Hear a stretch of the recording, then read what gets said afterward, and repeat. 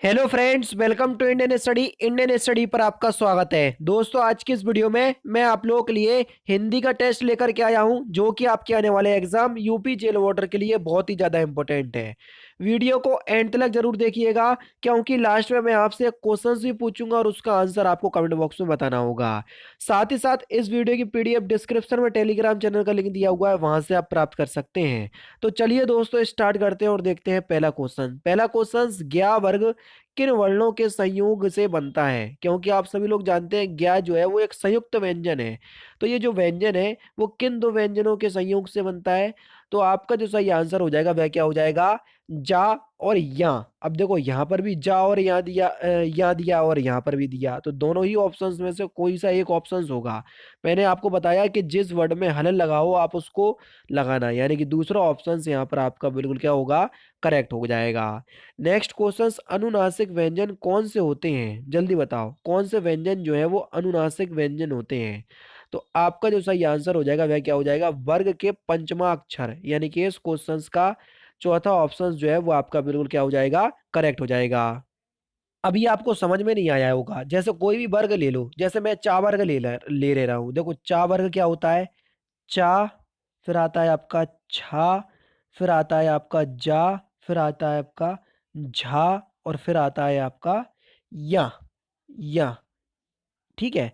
तो देखो, एक दो तीन चार पाँच, पांचवा जो आपका अक्षर होगा किसी भी वर्ग का वो क्या कहलाएगा, अनुनासिक व्यंजन कहलाएगा। तो ये एक अनुनासिक व्यंजन है। ठीक है। नेक्स्ट क्वेश्चन, साहित्य और समाज का अन्याश्रित संबंध है, अन्याश्रित की शुद्ध वर्तनी क्या होगी, ये हमसे पूछा गया है। तो जल्दी बताओ, दो ऑप्शंस तो आपके सामने ये दिए हुए हैं और बाकी दो ऑप्शंस आपके ये हैं। तो देख लीजिए, अन्याश्रित की जो शुद्ध वर्तनी होगी वो क्या हो जाएगी, इंपॉर्टेंट क्वेश्चंस।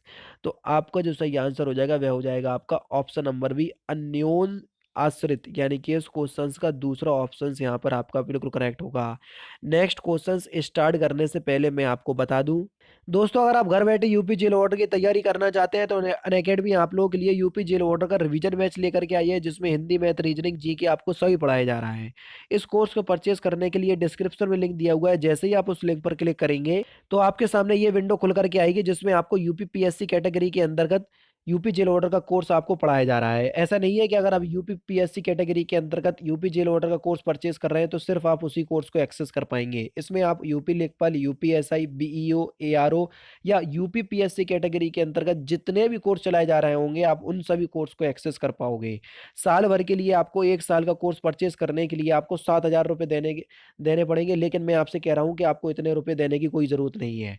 डिस्क्रिप्शन में एक रेफरल कोड लिखा हुआ है, तारिक सर्वर 5, तो वहाँ पर आप डाल करके इस कोर्स को या इस कोड को अप्लाई कीजिएगा तो आपको इंस्टेंट 10% के डिस्काउंट के साथ ये कोर्स 6300 रुपये का पड़ेगा। अगर आपके पास अनअकैडमी का लर्निंग ऐप डाउनलोड नहीं है तो आप प्ले स्टोर पर जाकर अनअकैडमी के लर्निंग ऐप को डाउनलोड कर सकते हैं। तो चलिए देखते हैं नेक्स्ट क्वेश्चन। अनुज शब्द का स्त्रीवाचक बनाने के लिए किस प्रत्यय का प्रयोग करेंगे, जल्दी बताओ। अनुज का अगर आपको स्त्रीवाचक बनाना है तो आप कौन सा प्रत्यय लगाएंगे, तो बड़ा प्रत्यय लगा दो, यानी कि ये जो है वो क्या हो जाएगा, अनुजा। तो ये स्त्रीवाचक हो जाएगा। उद्गम में किस उपसर्ग का प्रयोग हुआ है, उपसर्ग किसी भी शब्द के आगे लगाए जाते हैं। तो उद्गम में कौन सा उपसर्ग है, तो यहाँ पर जो आपका जो सही आंसर हो जाएगा वह हो जाएगा उद उपसर्ग, यानी कि इस क्वेश्चन का दूसरा ऑप्शन बिल्कुल करेक्ट हो जाएगा। कौन सा दोस्तों, दूसरा ऑप्शन उद उपसर्ग है। ठीक है। दशानन किस प्रकार का समास है। अब देखो, पहला पद संख्यावाचक है तो सर आप बोलोगे समास नहीं है, ये शब्द है। सॉरी, समास की अगर हम बात करते तो ये बहुव्रीहि समास में आ जाता। ठीक है। और यहाँ पर पूछा कि दशनन किस प्रकार का शब्द है, तो ये जो शब्द है ये एक योगऋण शब्द है। ठीक है। योगऋण शब्द बता चुका हूँ कि ऐसे शब्द जिनका शब्द विग्रह करने पर अर्थ जो है वो बिल्कुल अलग ही चला जाता है, तो उसको हम योगऋण शब्द कहते हैं। दशानन, 10 है सिर जिसके, कौन है, रावण। तो रावण जो है वो 10 सरों वाला है। ठीक है ना, तो अर्थ बिल्कुल अलग चला गया, तो इसलिए ये योगऋण शब्द है। दर्शन का तद्भव क्या होगा, देख लीजिए, चार ऑप्शंस आपके सामने ये हैं। तो दर्शन के अगर हम तद्भव की बात करें कि दर्शन का तद्भव क्या होगा, तो दर्शन हो जाएगा, दूसरा ऑप्शन बिल्कुल करेक्ट। वहां जाओ, उपरोक्त वाक्य किस प्रकार का वाक्य है, जल्दी बताओ। वहां जाओ ये किस प्रकार का वाक्य है। तो आपका जो सही आंसर हो जाएगा वह हो जाएगा आज्ञावाचक, तीसरा ऑप्शन बिल्कुल करेक्ट हो जाएगा। राजा भिक्षुक को दान देता है, वाक्य में कौन सा कारक है? जल्दी बताओ। अब देखो को कारक चिन्ह यूज हुआ है, कर्ता ने कर्म को कारक चिन्ह किस में यूज होता है? कर्म कारक में यूज होता है, यानी कि इस क्वेश्चन का तो पहला ऑप्शन आप लोग लगाओगे, लेकिन यहाँ पर पहला ऑप्शन नहीं है, क्योंकि जब किसी भी वाक्य में कुछ देने की बात हुई हो, कोई गिफ्ट देने की बात हुई हो, उपहार को देने की बात हुई हो, ऐसी चीज जो किसी वस्तु को दी जाती है लेकिन उससे वापस नहीं ली जाती है, तो इस स्थिति में आपका संप्रदान कारक होता है। तो यहाँ पर तीसरा ऑप्शन करेक्ट होगा, ना कि पहला ऑप्शन। इस बात को ध्यान रखना। भले ही चाहे ऑप्शंस में कर्म कारक क्यों ना दिया हो, आप प्रायोरिटी संप्रदान कारक को देंगे, क्योंकि संप्रदान का अर्थ होता है देना। और जब भी किसी भी वाक्य में ऐसा प्रतीत हो रहा है कि कोई वस्तु किसी दूसरे व्यक्ति को दी जा रही है, तो वहां हमेशा संप्रदान कारक होगा, भले ही चाहे कारक चिन्ह को क्यों नहीं लगाओ कर्म कारक के लिए। इस बात को ध्यान रखना। सांप का स्त्रीलिंग क्या होगा? तो आप सभी लोग जानते हैं सांप का जो स्त्रीलिंग होगा वो होगा सांपिन, यानी कि तीसरा ऑप्शन बिल्कुल करेक्ट हो जाएगा। कौन सा दोस्तों? तीसरा ऑप्शन। ठीक है। नेक्स्ट क्वेश्चन, दूध कौन सा वाचक है? जल्दी बताओ, कौन सा वचन है, सॉरी। दूध जो है वो कौन सा वचन है? दूध जो है वो एक वचन शब्द है, पहला ऑप्शन करेक्ट। व्याकरण की दृष्टि से प्रेम शब्द कैसा शब्द है? जल्दी बताओ। व्याकरण की दृष्टि से प्रेम क्या है?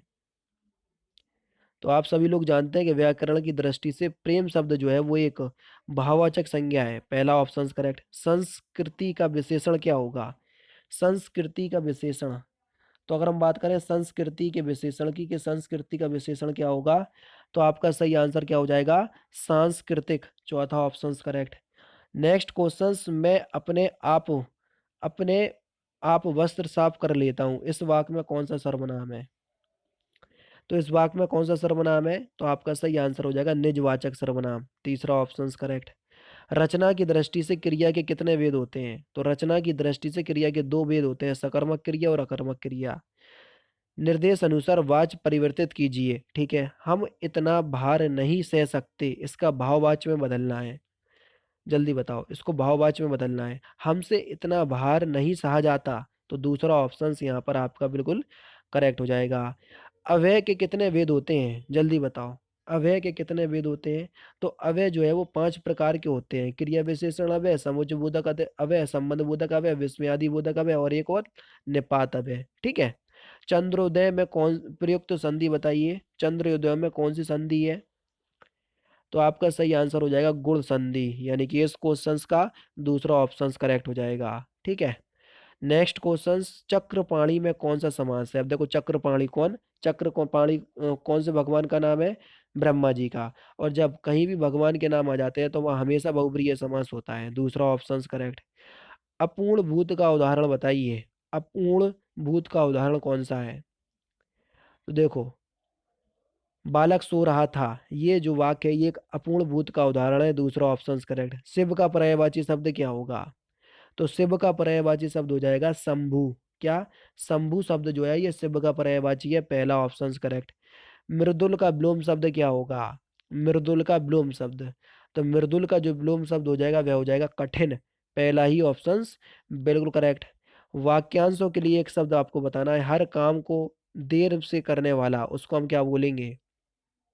हर काम को देर से करने वाला, तो उसको बोलेंगे हम दीर्घ सूत्री। क्या? दीर्घ सूत्री, चौथा ऑप्शन करेक्ट। हिंदी साहित्य का नौवां रस कौन सा है? जल्दी बताओ। हिंदी साहित्य का नौवां रस कौन सा है? तो आपका सही आंसर हो जाएगा शांत रस, तीसरा ऑप्शन बिल्कुल करेक्ट है। निराला की कविता जूही की कली, ये उदाहरण है किस छंद का? जल्दी बताओ।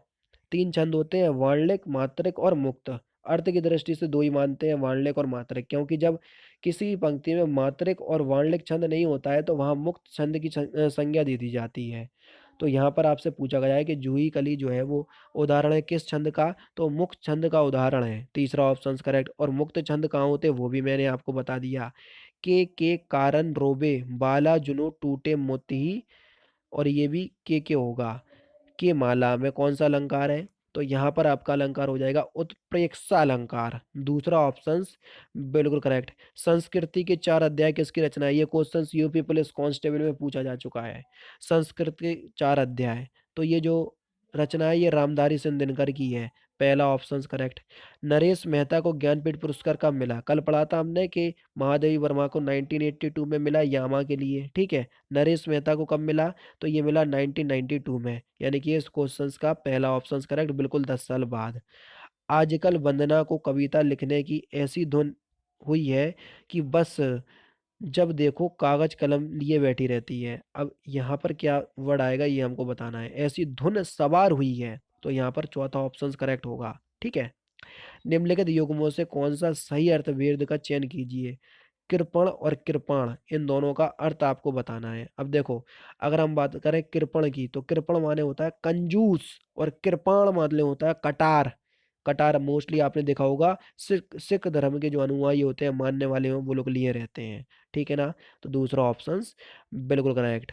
अशुद्ध वाक्य का चयन करना है, तो इस क्वेश्चन का आंसर आप मुझे कमेंट बॉक्स में बताएंगे। अब देखो, बेटी तो पराये का धन होती है, तो इसके किस पार्ट में गलती है ये हमसे बताना है, ठीक है।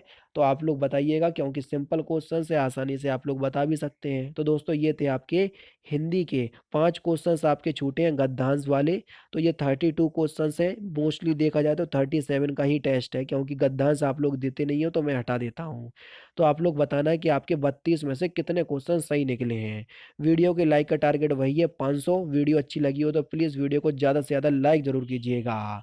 तो दोस्तों, फिलहाल की वीडियो में सिर्फ इतना ही। अगर आपको वीडियो पसंद आए तो प्लीज़ दोस्तों वीडियो को लाइक कीजिए, शेयर कीजिए और साथ ही साथ हमारे चैनल को सब्सक्राइब करना ना भूलें, क्योंकि मैं रोजाना इसी तरह की वीडियोस आप लोगों के लिए लाता रहता हूँ। नमस्कार दोस्तों, जय हिंद, जय भारत।